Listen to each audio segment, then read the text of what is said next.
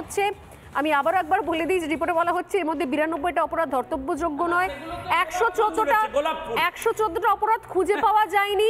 রাজ্য পুলিশ তদন্ত করে রাজ্য সরকারের যে রিপোর্ট দেওয়া হচ্ছে 18টা অভিযোগ পোস্টপল ভায়োলেন্সের সঙ্গে কোনো যোগসূত্রতার নেই, আর 88খানা অভিযোগ হচ্ছে রিপিটেশন হয়েছে। কি বলবেন দীপ্তিমান? শাসক দল, এই পশ্চিমবঙ্গের শাসক দল তার রক্তচক্ষু বারবার দেখিয়েছে, তো সে এরকম রিপোর্ট জমা দেবে এটা খুব স্বাভাবিক। দেখুন, আমি এই সারা বাংলার যে ধরনের নির্বাচনী একটা সংস্কৃতি গত 2011 পর থেকে আমরা দেখতে পাচ্ছি, সেটাই পরিষ্কার যে বাংলা একটা সিক স্টেটে পরিণত হয়েছে, একটা অসুস্থ রাজ্য, যে রাজ্যে গণতন্ত্রের কোনো মাত্র চিহ্নমাত্র নেই। আপনি দেখেছেন 2018 সালের পঞ্চায়েত নির্বাচনের পরে কি সাংঘাতিক অবস্থা হয়েছিল। আমরা কত লোককে, কত মানুষকে, বিভিন্ন দলের কর্মীরা সেখানে মারা গিয়েছিলেন, আহত হয়েছিলেন, ভাঙচুর হয়েছিল। আমাদের অসংখ্য কর্মী কলকাতায় এসে আশ্রয় নিয়েছিলেন।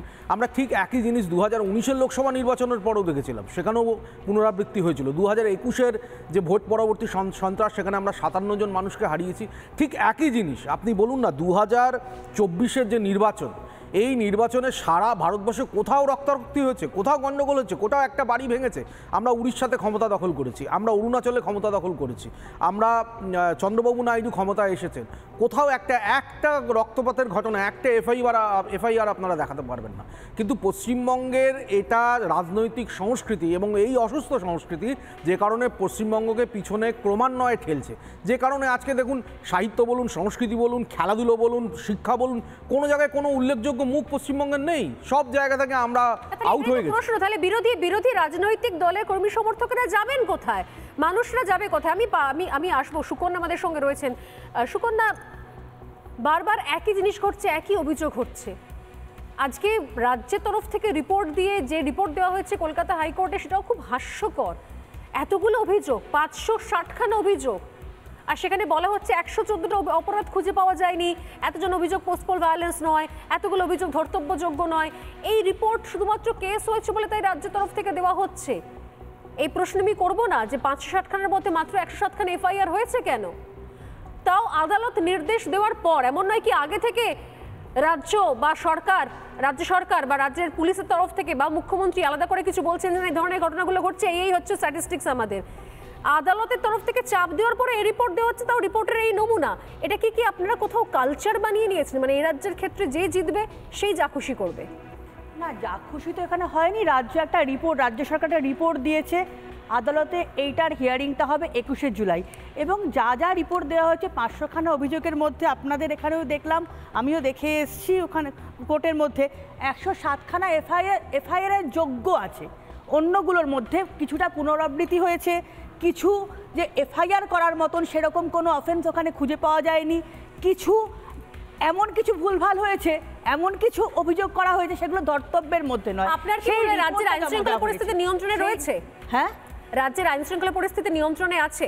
নির্বাচন পরবর্তী আছে, একদমই রাজ্যের আইন শৃঙ্খলা পরিস্থিতি নিয়ন্ত্রণে আছে। তাহলে বিরোধীরা যে অভিযোগগুলো করছে সেগুলো সব মিথ্যে অভিযোগ করছে। এবার আমাকে একটু বলবার সময় দিন, আপনি তো পরপর প্রশ্ন করে যাচ্ছেন। দেখুন, এনসিবিআর ভারতবর্ষের যে কটা মডেল থানা হয়েছে পোস্ট পোলে, সেই মডেল থানার মধ্যে শ্রীরামপুরকে একটা থানা হিসেবে গ্রহণ করেছে। এবং আপনাদের যে সমস্ত স্বরাষ্ট্র মন্ত্রক বলেছে কলকাতা হচ্ছে সবচেয়ে সেফ। কোনো ইনফরমেশন আপনারা দেন না। কলকাতা সেফ মানে কি? এনসিবিআর কার ভিত্তিতে করে? আপনারা যে ডেটা পাঠান, এই থামুন তো, বলতে দিন, আপনার সময় আমরা কোনো রকম ইন্টারাপ্ট করিনি। যদি এখানে এত ইন্টারাপ্ট করেন তাহলে দেখিয়ে দেব ইন্টারাপ্শন কাকে বলে। বলতে দেন না, কথা বলতে দেন না, কথা শুনবার কোনো ইচ্ছে নেই। এত ইন্টারাপ্শন কিসের? তাহলে আপনাদের কথা যদি মিসলিড করে, এক সেকেন্ড আমি সত্যি কথা আপনাদের শুনতে হবে। সত্যের সামনে আসুন, মিথ্যা বলবেন না, সত্যের সামনে আসবেন। ইন্টারাপ্শন কাকে বলে আমরা দেখিয়ে দেব।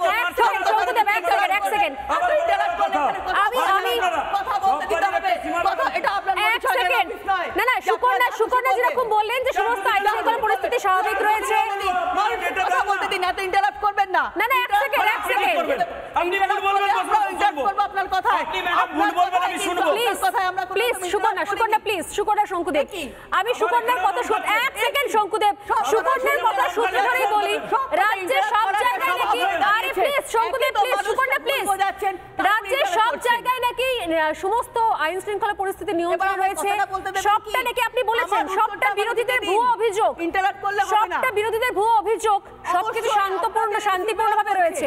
একটা আপনাদের ছোট্ট ছবি স্বরাষ্ট্র দেখাবো, মন্ত্রক বলছে। আমার টিমকে অনুরোধ করব কিছুক্ষণ আগে এই মুহূর্তের ব্রেকিং নিউজ যা আসছে বোলপুর থেকে। বলতে দিতে হবে। বোলপুরে আপনি তো বললেন, আমি যে তথ্য দিলাম সেটাই আপনি বললেন কোর্টের তথ্য, বাকি আপনি বলছেন যে বিরোধীদের ভুয়ো অভিযোগ। আমি শান্তিপূর্ণ রাজ্যের ছবিটা আপনাকে দেখাচ্ছি, বোলপুরের ছবিটা চালাও প্লিজ। এলাকা দখলকে কেন্দ্র করে তৃণমূল কংগ্রেসের দুপক্ষের মধ্যে মারামারি বোমাবাজি, এই হচ্ছে শান্তিপূর্ণ এলাকা, শান্তিপূর্ণ রাজ্যের ছবি। আমি আবার একবার বলে দিই যে রিপোর্টে বলা হচ্ছে এর মধ্যে 92টা অপরাধ ধর্তব্যযোগ্য নয়, 114টা অপরাধ খুঁজে পাওয়া যায়নি। রাজ্য পুলিশ তদন্ত করে রাজ্য সরকারের যে রিপোর্ট দেওয়া হচ্ছে, 18টা অভিযোগ পোস্টপল ভায়োলেন্সের সঙ্গে কোনো যোগসূত্রতার নেই, আর 88খানা অভিযোগ হচ্ছে রিপিটেশন হয়েছে। কি বলবেন দীপ্তিমান? শাসক দল, এই পশ্চিমবঙ্গের শাসক দল তার রক্তচক্ষু বারবার দেখিয়েছে, তো সে এরকম রিপোর্ট জমা দেবে, এটা খুব স্বাভাবিক।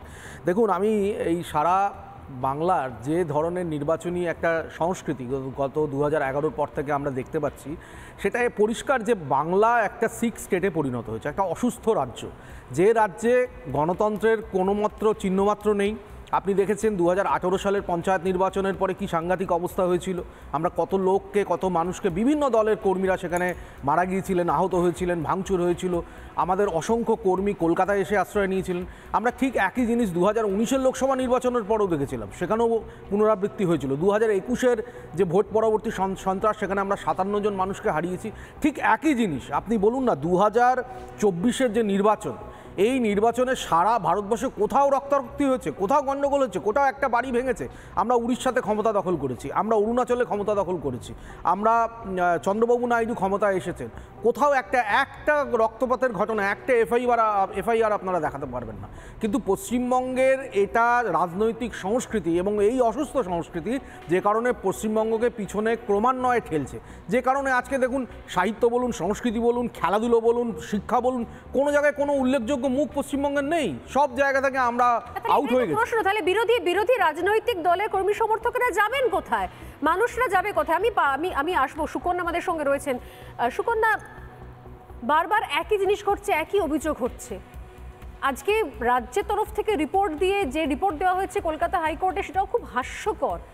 এতগুলো অভিযোগ, 560খানা অভিযোগ, আর সেখানে বলা হচ্ছে 114টা অপরাধ খুঁজে পাওয়া যায়নি, এতজন অভিযোগ পোস্টপল ভায়োলেন্স নয়, এতগুলো অভিযোগ ধর্তব্যযোগ্য নয়।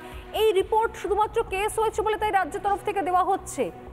এই প্রশ্ন আমি করবো না যে 560খানার মধ্যে মাত্র 107খানা এফআইআর হয়েছে কেন? তাও আদালত নির্দেশ দেওয়ার পর, এমন নয় কি আগে থেকে রাজ্য সরকার বা রাজ্যের পুলিশের তরফ থেকে বা মুখ্যমন্ত্রী আলাদা করে কিছু বলছেন যে এই ধরনের ঘটনাগুলো ঘটছে, এই হচ্ছে স্ট্যাটিস্টিক্স আমাদের। আদালতের তরফ থেকে চাপ দেওয়ার পরে এই রিপোর্ট দেওয়া হচ্ছে, তাও রিপোর্টের এই নমুনা। এটা কি আপনারা কোথাও কালচার বানিয়ে নিয়েছেন, মানে এই রাজ্যের ক্ষেত্রে যে জিতবে সেই যা খুশি করবে?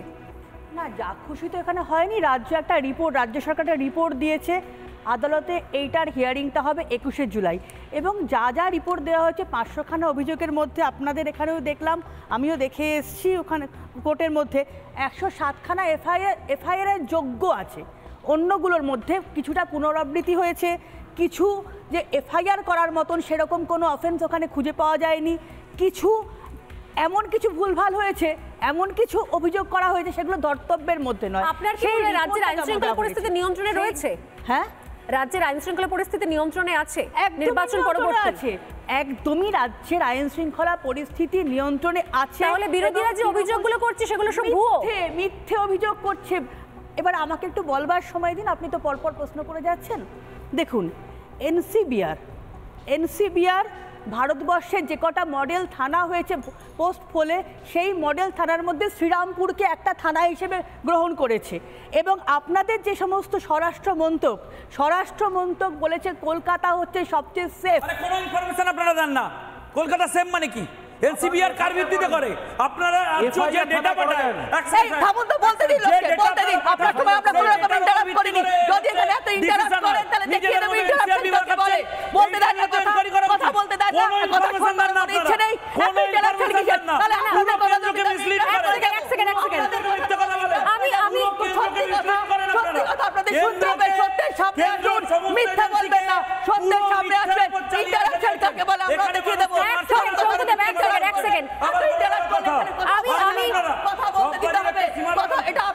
সেকেন্ড না না সুকন্যা যেরকম বললেন যে সমস্ত আইন শৃঙ্খলা পরিস্থিতি স্বাভাবিক রয়েছে কথা বলতে দিন, এত ইন্টারাপ্ট করবেন না। না এক সেকেন্ড আপনি ভুল বলবেন আপনার কথায় আপনি ম্যাডাম ভুল বলবেন আমি শুনবো প্লিজ সুকন্যা প্লিজ সুকন্যা শঙ্কুদেব আমি সুকন্যার কথা এক সেকেন্ড শঙ্কুদেব সুকন্যার কথা সূত্র ধরেই বলি রাজ্যের সব জায়গায় নাকি আরে please Sankudeb please Sukanya please রাজ্যের সব জায়গায় নাকি সমস্ত আইন শৃঙ্খলা পরিস্থিতি নিয়ন্ত্রণ রয়েছে সবটা নাকি আপনি বলেছেন সবটা বিরোধীদের ভুয়ো অভিযোগ ইন্টারাপ্ট করলে হবে না। সবটা বিরোধীদের ভুয়ো অভিযোগ সবকিছু শান্তিপূর্ণভাবে রয়েছে একটা ছোট্ট ছবি দেখাবো বলছে আমার টিমকে অনুরোধ করব কিছুক্ষণ আগে এই মুহূর্তের ব্রেকিং নিউজ যা আসছে বোলপুর থেকে বোলপুরে আপনি তো বললেন আমি যে তথ্য দিলাম সেটাই আপনি বললেন কোর্টের তথ্য বাকি আপনি বলছেন যে বিরোধীদের ভুয়ো অভিযোগ আমি শান্তিপূর্ণ রাজ্যের ছবিটা আপনাকে দেখাচ্ছি বোলপুরের ছবিটা চালাও প্লিজ এলাকা দখলকে কেন্দ্র করে তৃণমূল কংগ্রেসের দুপক্ষের মধ্যে মারামারি বোমাবাজি